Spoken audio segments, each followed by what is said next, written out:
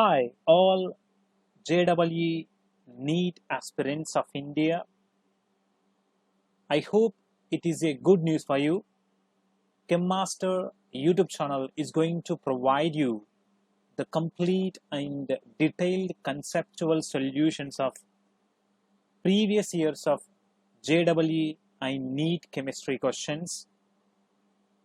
So please do subscribe to CHEMMaster YouTube channel and like the videos. By that you are going to get frequent content on JEE NEET chemistry from CHEMMaster YouTube channel. So here in this video we are going to discuss all the questions of JEE chemistry paper 1 2009. Okay, so here you are going to get detailed conceptual analysis of all chemistry questions. Okay, right, so follow CHEMMaster YouTube channel, and if you are interested you can visit and join on chemmasters.online. Okay, right, the first question.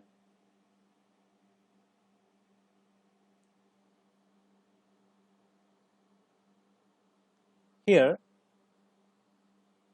given that the abundance of isotopes iron 54, iron 56 and iron 57 or 5%, 90% and 5% respectively, the atomic mass of iron is. So to solve this problem, we need to look at the first step of solving it, that is calculate the contribution of each isotope. Okay,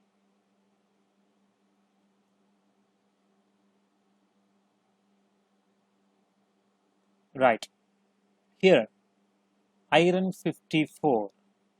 So for this we have given that the atomic mass is 54, so we can say in atomic mass units, into what is its abundance? 5%. So that is 5 by 100 equals to 0.05. So just multiply with 0.05, you will get 2.7. Okay, and next case iron 56. For that 56 atomic mass units into the percentage, 90% means simply 0.9, which equals to 50.4. Now iron 57, that is 57 atomic mass units into the percentage abundance is 0.05, which equals to 2.84. Okay, right, now the second step, add the contribution of isotopes. Okay, so here 2.7 plus 50.4 plus 2.84 equals to 55.95. Just look at the options, second option. Okay, so second option is the correct answer. Right, now just go for the second question.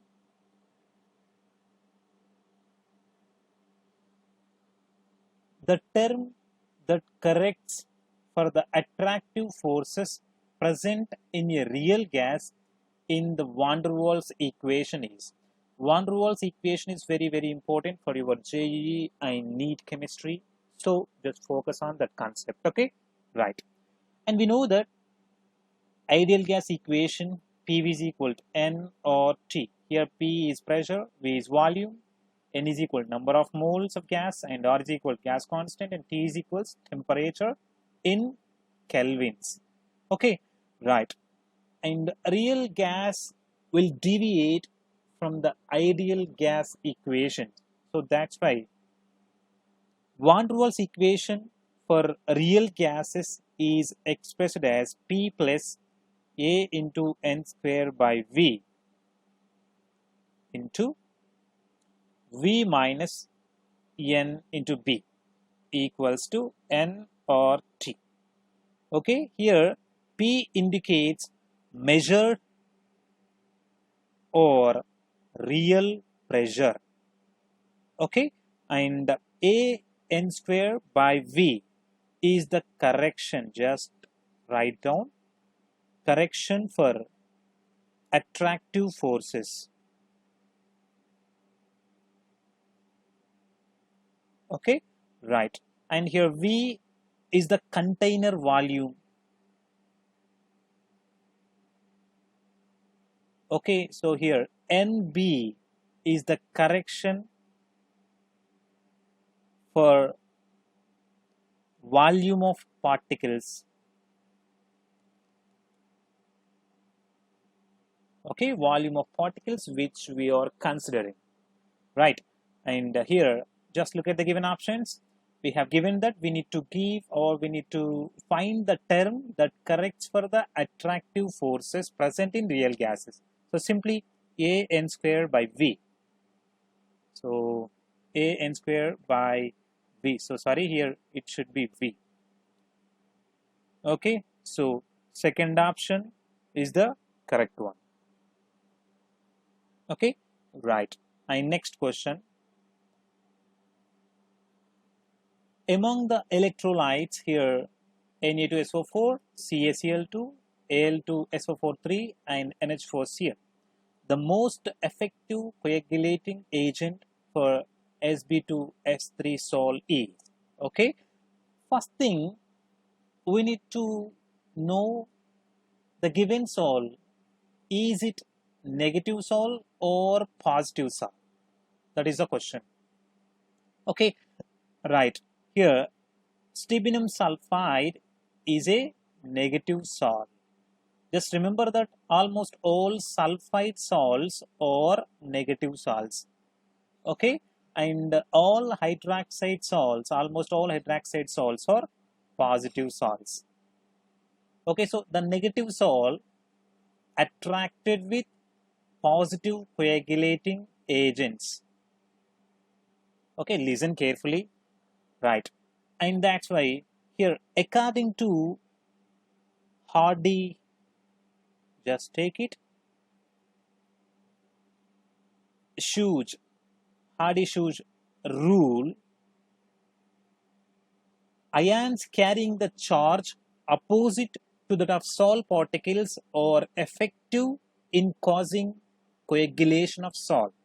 Simply, the coagulating power of an electrolyte is directly proportional to the valency of coagulating ion. So this is the point we need to consider to give answer for the given problem. Okay, now here coagulating power is directly proportional to valency of coagulating agent or ion. Okay, now just look at the ions here. So we need to look at the positive ions only because the sol is negative. That's why we need to consider the coagulating agent. Here is the positive, that is cation.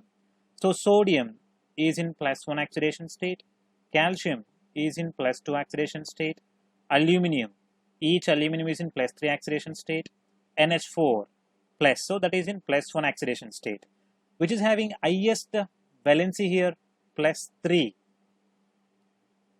Okay, so simply here we can say that aluminum is having the most or simply it can act as most effective coagulating agent for the given negative sol Sb2 stibinum sulfide. So option 3 is our answer.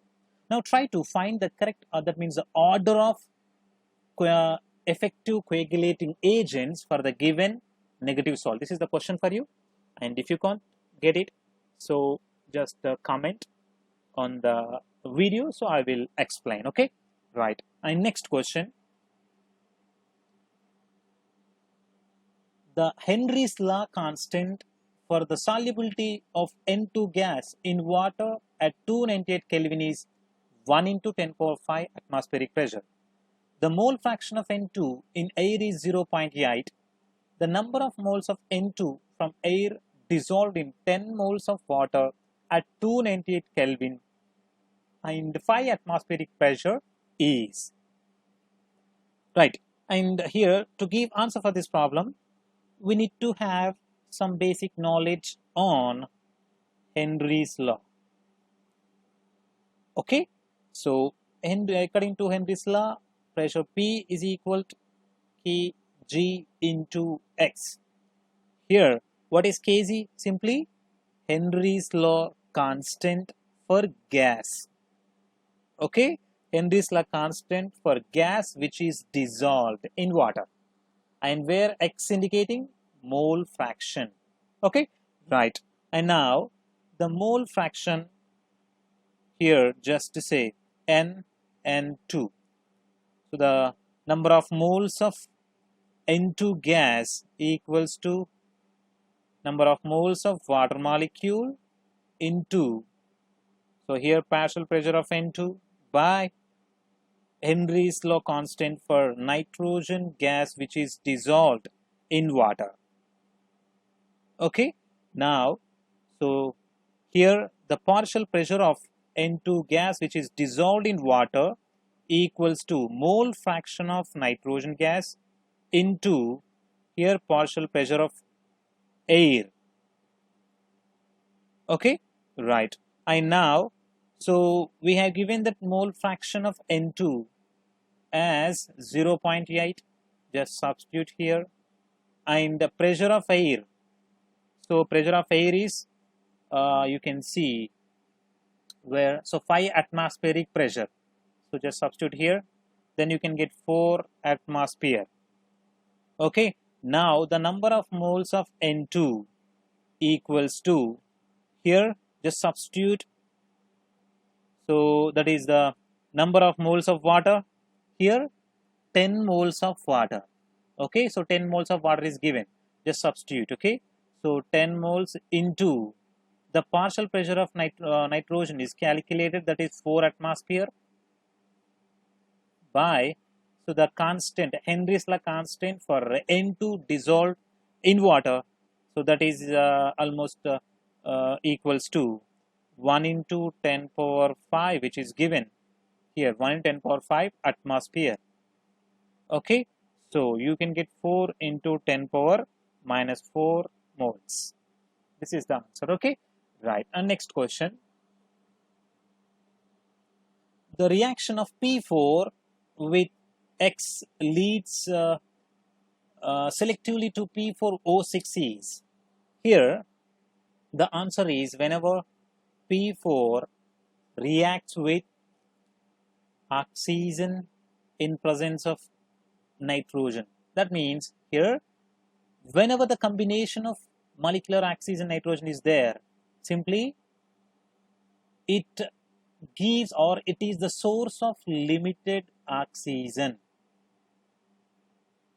Okay, whenever P4 reacts with limited oxygen, it produces P4O6. For example, if P4 directly react with O2, that is excess oxygen, here limited, here excess oxygen, then it will produce P4O10. Okay, so that's why second option is the correct answer for given problem.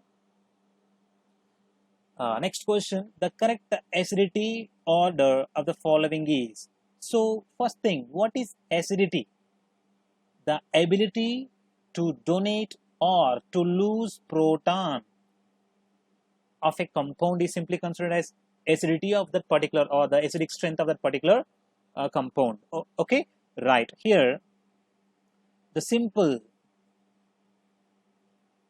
benzoic acid donates easily its proton, so the highest acidity for third.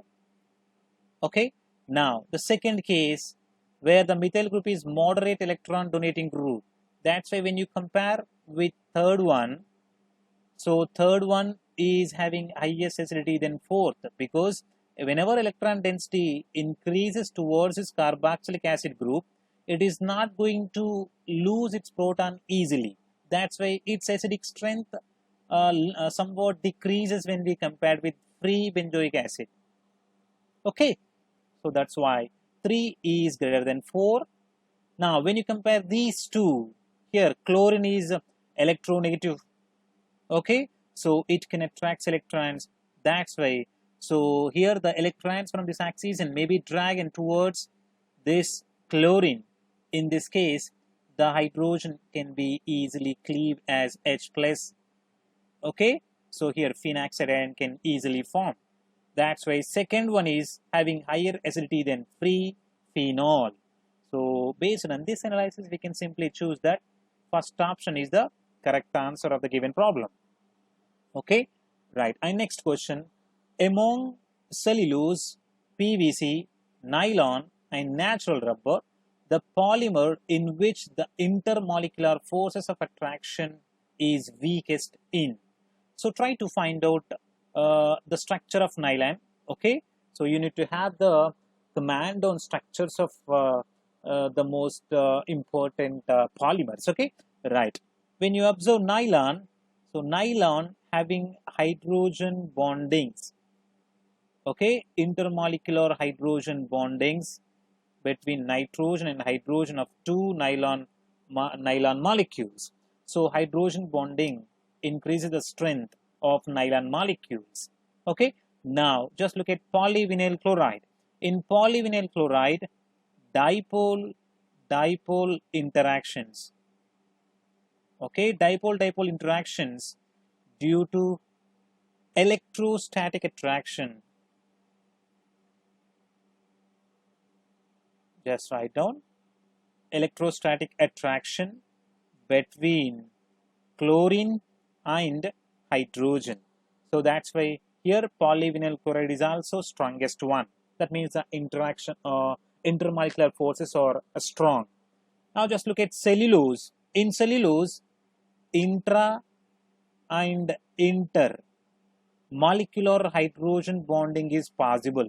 That's why here the intermolecular forces of attraction in cellulose is also strong. Now just look at this natural rubber. Natural rubber is only having isoprene units, okay, isoprene units, and where the weakest van der Waals forces are absorbed between natural rubber molecules. That's why the weakest intermolecular force of attraction absorbed in natural rubber. So our answer is 4. And next question, the IUPAC name of the following compound is. So just focus on IUPAC rules and practice names to give names according to IUPAC rules, because IUPAC nomenclature is not only useful for lower school level examinations, so it is useful for all levels of chemistry competitive examinations, okay, right. And here we have 3 substituents on benzene ring. So which is going to be the suffix? That is the question, okay. And according to IUPAC nomenclature, the first rule, we can simply say that a name can be given according to rules as prefix followed by parent chain or ring, okay, plus suffix. Here the suffix is the main functional group. Here we need to find the main functional group. Here hydroxy group is there, nitrile is there, bromo, that means halogen is there, which is having the first priority as a suffix. To know this, we need to have the command on table, that is priority table. So already we have a video on IUPAC nomenclature on CHEMMaster YouTube channel. You can search it and you can watch it on CHEMMaster YouTube channel, okay, right. And here the first priority as a suffix here is nitrile group, okay. Then when after finding the suffix, so here nitrile is a suffix, these two groups will be substituents, okay, right. Now here, so the first we need to start numbering from the suffix or main functional group, and just remember that always the main functional group should get the lowest number, that is lowest locant number. So we can start from here. And in the next case, you can go through two ways. One is clockwise direction, one is anti-clockwise direction. If you go through anti-clockwise direction, 2, 3, that is the second substituent. The substituent is located at locant number 3. But if you give the locant numbering in a clockwise direction, the substituent, the next substituent is there at the locant number 2. So which is lowest? So second is lowest. That's why just remember that the substituents should follow from lowest number to highest number. Okay, so that's why we need to give the first priority for the clockwise direction whenever we are going to give location number, locant number. Okay, right. So 2, 3, 4 and 5. So here the second position for bromine, fifth position for hydroxy group. And one more rule you need to remember, that is the substituents should follow here what we say alphabetical order. Okay, sorry, alphabetic order. Here B is the first one, right? And next we can get hydroxy H. So 2 bromo, 5 hydroxy, benzo, nitrile. Here nitrile is a suffix, so benzo is a parent one, and these two are prefixes.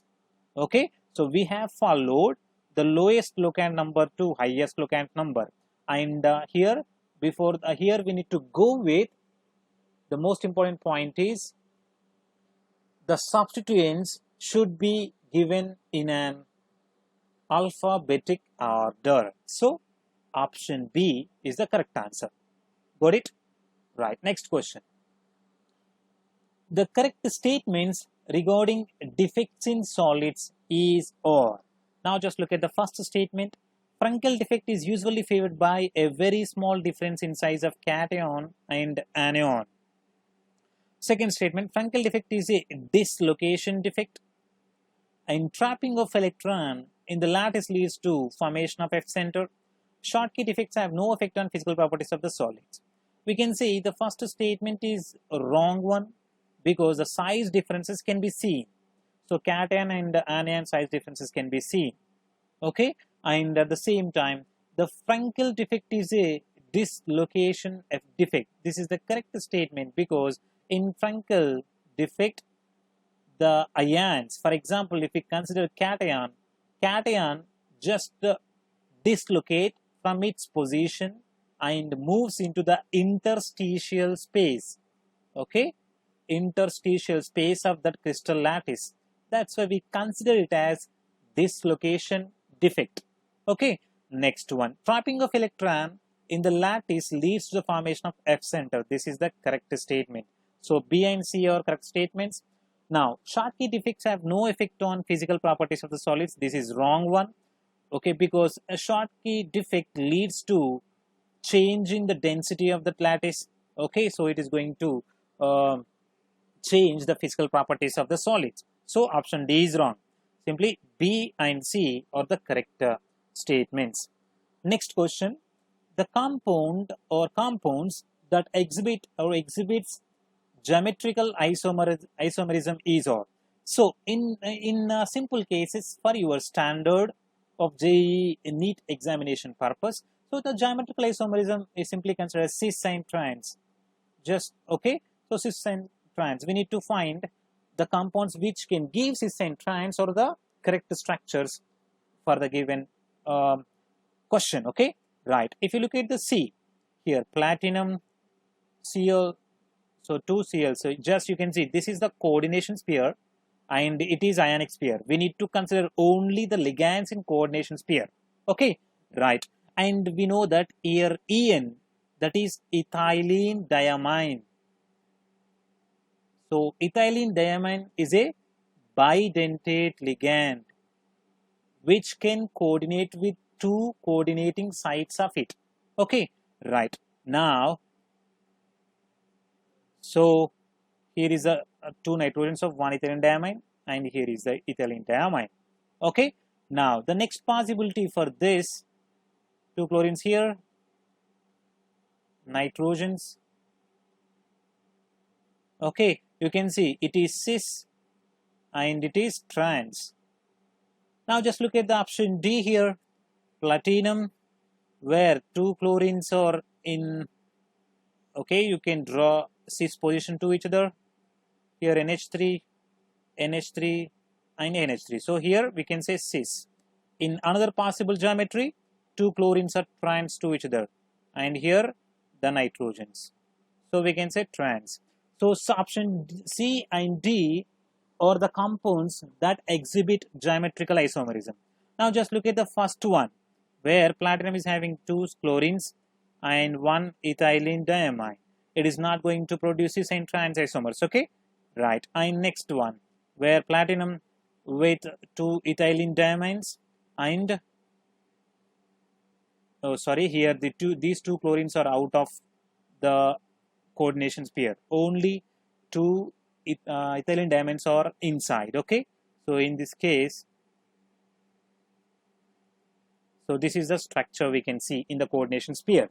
That's why only option C and option D produces geometrical isomerism. That is cis and trans isomerism, okay? Right. So option C and D are the correct ones. Next question. The compound or compounds formed upon combustion of sodium metal in excess air is. So try to write the reaction here.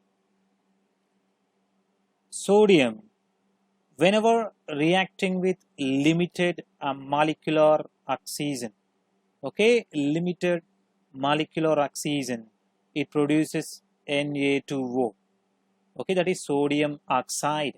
Whenever same sodium reacting with molecular oxygen, that is with excess molecular oxygen, it produces Na2O2, that is peroxide. Sodium peroxide is produced, right? So in first step we can get sodium oxide, and further reacting with molecular oxygen produces sodium peroxide. So we can say that sodium oxide and sodium peroxide both are the correct ones. So A and B are the answers. Next question here. The correct statement or statements about compound. Just look at the compound. Now try to draw the structure of it. CH3, here is the OH. Okay, right. Now CH, double bond CH, COH, and hydrogen here. Here is the CH3. Now just look at the molecule, which is almost symmetrical molecule. Okay, you can take, or you can cut this, or you can rotate through the C2 symmetry, or you can take a plane here. So in both of cases, we can say that symmetry operations are possible, symmetry elements are observed. That's why the molecule is symmetrical. Okay, whenever same groups are there, then on the chiral centers, we can call them as symmetrical. Okay, right. Now, what is chiral center here, and how many chiral centers are there? So two chiral centers are present on the given molecule. So what is chiral center? For example, if carbon connected with 4 different atoms or groups, say A, B, C, D, then this carbon is considered as chiral center. Okay, right, two chiral centers are there. Now symmetrical molecule with even number of chiral centers. Okay, so two chiral centers are there, that's why even number. For this kind of molecules, the total isomers, just take it, the total isomers, or sorry, total stereoisomers or steric isomers, okay? So total stereoisomers equals to 2 power n minus 1 plus 2 power n by 2 minus 1. So n is equal to number of chiral centers. Now how many chiral centers are there? 2. So 2 power 2 minus 1 plus 2 power 2 by 2 minus 1. So which result? 2 power 1 plus 2 power 0. That is 2 plus 1 equals to 3. Okay, here 2 indicates enantiomers, pair of enantiomers. Okay, 1 indicating 1 is meso compound. Okay, right. And here it is a double bond, right? For example, just take it, if two hydrogens are same side, then we can call it as cis. If the two hydrogens are opposite, then we can call it as trans. So, two geometrical isomers are there and three, what we say, stereoisomers are there. Total 5 isomers are there. So, first option is wrong and second option is wrong, because here the symmetrical molecule with even number of chiral centers producing 2 enantiomers, 1 meso isomer. So, B option, second option is also eliminated. Now, third option is also eliminated. If you look at, if the stereochemistry of about the double bond in X is trans, the number of enantiomers possible X is 2. So, here enantiomers equals to 2. That's why option D is the correct answer for the given problem. Okay, right. And next question. Now, here we have given with a paragraph. Para-amino N-dimethylamine is added to a strongly acidic solution of X. The resulting solution is treated with a few drops of aqueous solution of Y to yield blue coloration due to the formation of methylene blue. Okay, so treatment of the aqueous solution of Y with a reagent potassium hexacyanoferrate leads to the formation of an intense blue precipitate. The precipitate dissolves on excess addition of the reagent. Similarly, the treatment of the solution of Y with a solution of potassium hexacyanoferrate leads to a brown coloration due to the formation of Z. Okay, so this is the question. We need to find compound X. Right, first we need to draw the structure of para-amino N-dimethylamine. So you can only draw this if you have the command on IUPAC nomenclatures. Okay, right. Now try to draw it. So this is para-amino N-dimethyl aniline. Okay, so this aniline, whenever reacting with X, so if that X is Na2S, in acidic conditions, it produces, so here you can see NH2, here N-dimethyl, so here SO3H. So here you can get SO3H. Right. Now, on further reactions, I'm not going to give complete on further reactions. What we say, methylene blue is formed. So here we can get methylene blue. So what is the structure of methylene blue? So here, this is the structure. You can draw double bond. So S plus Cl minus, and here we add iron chloride, FeCl3, right, and here N-dimethyl, and here N-dimethyl. This is called methylene blue, so which is having blue color. Okay, right, and the answer is simply option D. That is the compound X is option D. That is Na2S. Okay, right. Now we need to look at the next one. The compound Y is, so when you add FeCl3, okay, when you add FeCl3, then you can produce this methylene blue salt, Cl minus. Okay, so here the compound Y is FeCl3.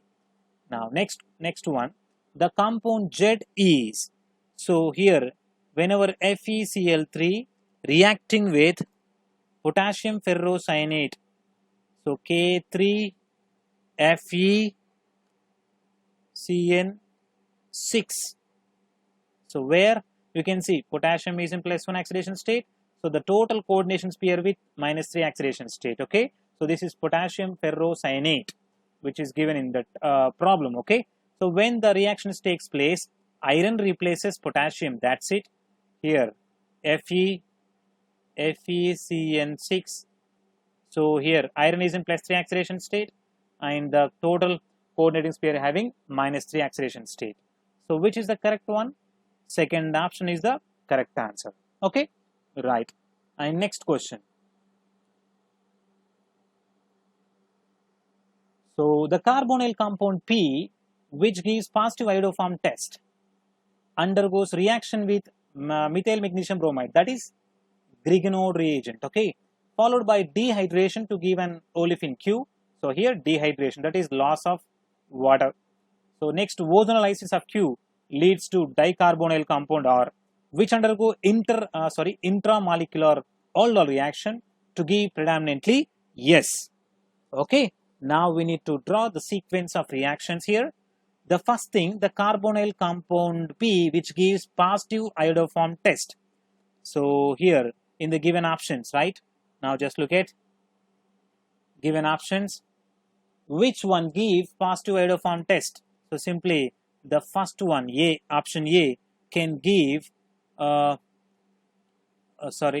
we can go with A and B. In both the cases, B will give positive iodoform test. Okay, positive iodoform test. Now, because whenever the methyl group is directly connected with the carbonyl group, then it will give iodoform test. Okay, right. And why not A? Because I'm just neglecting A, because if you look at all other compounds, P, Q or S, then you can only find option B is the correct one. Okay, so A and B both can give iodoform test, but B is the correct one. You can find it how and why B is the correct structure as a P by just looking at the reactions. Okay, right. Now just draw here. So double bond C, double bond O. Now, which is reacting with Grignard reagent? Methyl magnesium bromide. Attack here, right? And further, so acidic reflux, it produces double bond methyl group here, and here is the OH. And in the next case, we have given that H2SO4 heating. On this heating, dehydrogenation of water takes place. That is, the lone pair of electrons on hydroxyoxygen attack on proton which comes from that H2SO4, and here is the formation of H2O. Then on heating, the water molecule cleaves.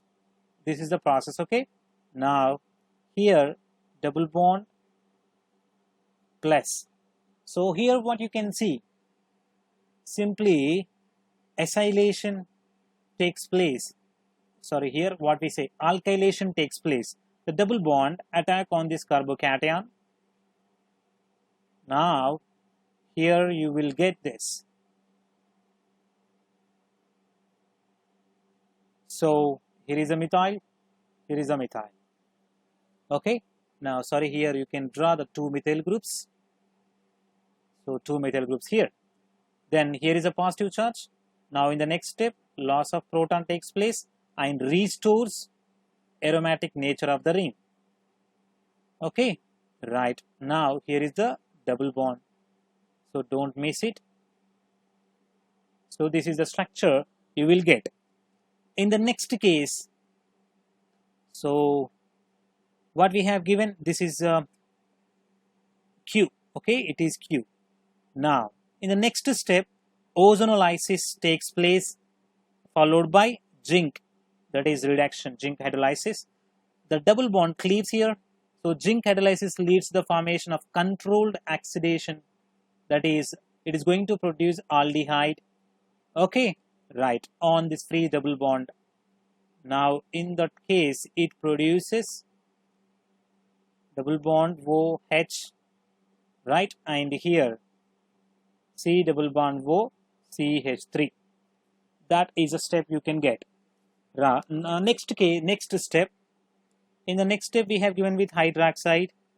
So base which can abstract proton from this CH3, and here is the formation of negative charge, which can form enolate. Right, now just try to draw the enolate here.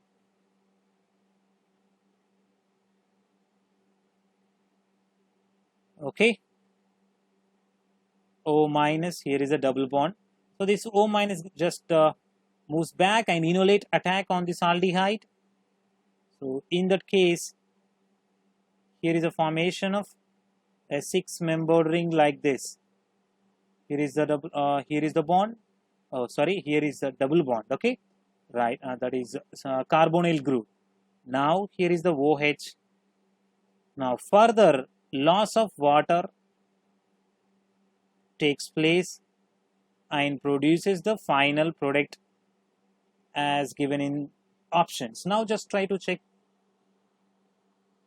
here. As we said, this is Q, and in the next case this is the OR, right?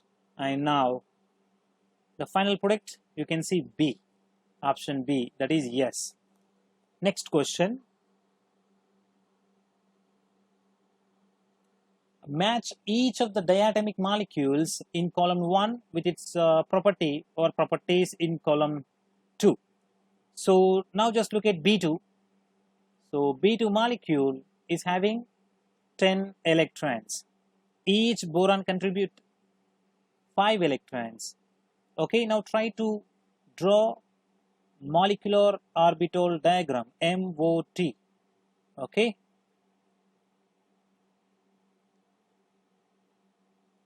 So we can draw this, right? Now it just moves, right? Now you can see how many electrons are there? 10 electrons are there. Now the 2 electrons are just moving to here, right? Here these are bonding orbitals, and you can see these are anti-bonding orbitals. Now here you can see 2 unpaired electrons are observed. Then B2 is paramagnetic. It is the correct one. Okay, right. And in the next case, B2 can undergo oxidation and also undergo reduction. Now we need to find bond order of that B2. So here you can see bond order equals to 1/2 into number of electrons in bonding molecular orbital minus anti-bonding molecular orbital. So how many electrons are there in bonding molecular orbital? 1/2 into 2, 4, 5 and 6. So 6 minus. And how many electrons are there in anti-bonding molecular orbital? 2 plus 2, 4. So you can see 2/2 equals to 1. That is, the bond order of B2 is 1. But here the bond order is given equal or greater than 2. That's why it is wrong. Okay. Now just look at the next one. Mixing of s and p orbitals leads to B2 formation. That's why we can simply say that it is also correct one. Okay. Right. Only the bond order is wrong for B2. Now just try to look at for N2. For that N2, is it paramagnetic or diamagnetic? It is simply diamagnetic because nitrogen containing 14 electrons. Now here we can say 10, 11, 12, 13 and 14. You can see, so all the electrons are filled up. That's why N2 is diamagnetic. That's why it is wrong for N2. Now just look at the second one. It undergoes oxidation and also undergoes reduction. Okay. Now just try to look at its bond order. So N2 is having total electrons 14 according to bond order scale. Already we have discussed on CHEMMaster videos. You can see, so which is equals to bond order 3. Okay. So for 15 it is equal to 2.5. For 14 it is for 16 it is 2. For 17 it is 1.5. Okay. Now bond order is greater than 2. So that's why this statement is the correct statement for N2. Now the mixing of s and p orbitals leads to the formation of N2. So it is also correct one. Only the wrong case here is it is paramagnetic is the wrong one, and all are possible for that N2. Now just look at O2 minus. Okay, so O2 minus is also paramagnetic because O2 minus is having 17 electrons. Okay, 8 plus the extra negative charge 1. So total 17. Now just fill up here the next energy level where you can see. So here 14, 15, 16 and 17. So here you can see unpaired electrons. That's why it is para. O2 minus is paramagnetic. Now just try to look at it can undergo oxidation. O2 minus 1 undergo oxidation and also reduction, right? And here what is the bond order? Here 17 electrons are there. It is 1.5. That's why it is less than 2. So bond order is wrong for O2 minus. Okay. Now mixing of s and p orbital. For O2 and O2 minus, the mixing of s and p orbitals are not possible. Okay. So because of high energy difference, that's why the T statement is wrong one. Now just look at for the O2. Is it paramagnetic or diamagnetic? O2 is also paramagnetic because it is having 16 electrons. Now, so 14 till to here, 15 and 16. These two are unpaired. That's why O2 is paramagnetic. It undergo, we can say, oxidation and also reduction. Okay. So the bond order of O2 for the 16 electron, it is 2. So simply it is obeying the limitation for bond order which is given in the statement. So S is also correct one. Okay. Now, as I said, mixing of s and p orbitals is not possible for O2 and O2 minus. So simply it is wrong statement for O2. Okay. Right. And next question. Match each of the following compounds with its characteristic reasons. Now the first one, here we have given with nitrile. So just look at the first one, reduction with palladium. Is it possible or not? Simply whenever the nitrile gets reduction with palladium carbon hydrogenation, so simply nitrile is converted to CH2N2, that is amine. So reaction is possible. Now just look at the second case, reduction with tin chloride and HCl, that is acidic hydrogenation. It is also possible. The nitrile is going to reduce with the tin chloride HCl. Okay, right. And next one, third case, development of foul smell on treatment with chloroform and alkali KOH. It is wrong one. And next case, reduction with dibol is also possible whenever nitrile reacting with dibol H. Okay, dibol reduction, then it produces aldehyde by the loss of nitrogen. Okay, and reaction is possible. And next case, alkaline hydrolysis, whenever nitrile gets hydrolysis, it produces carboxylic acid functional group. That's why it is also possible for it. And what is the wrong statement for it? Simply the third statement is not possible for the given nitrile group. Now for the second one, we have given with ester. Okay, now just try to draw it. CH3, CH2O, C double bond O, CH3. So we have given with ester. Now, is it going to reduce with the palladium carbon hydrogenation? No, because esters are not going to reduce with metallic hydrogenations or simply metallic reductions. Okay, and so second case, here we can say that it is also not going to reduce with tin chloride HCl. Okay, and third one, it is not going to give a foam smell. And next case, here we can say that reduction with dibol, the ester is converted to aldehyde. Just note it. Okay, ester is converted to aldehyde. So sorry, ester is converted to aldehyde. So the page is okay, right. And then the next case, so here you can see reduction with dibol is producing aldehyde, and hydrolysis of the ester leads to simply carboxylic acid formation. So that's why it is also possible. Now ester can react with alkaline hydrolysis and dibol. Okay, and these three are not possible. Now just look at here, we have given with allylic alcohol. Allylic alcohol is going to react with palladium carbon hydrogenation, or simply the double bond, the unsaturation. Alkenes and alkynes are simply reduced with metallic reducing agents. So first reaction is possible for it. Okay, and the second reaction is not possible because here the reducing agent is acidic reducing agent. That's why the OH is basic in nature, which react with HCl. Okay, so the reduction is not possible. And next case, which is not going to produce foam smell because it is not going to react with chloroform and alkali KOH, right? And next statement, reduction with dibol. So here the reduction with dibol is also not possible, right? not possible. And next, reacting with alkaline hydrolysis. So alkaline hydrolysis is also not possible for it.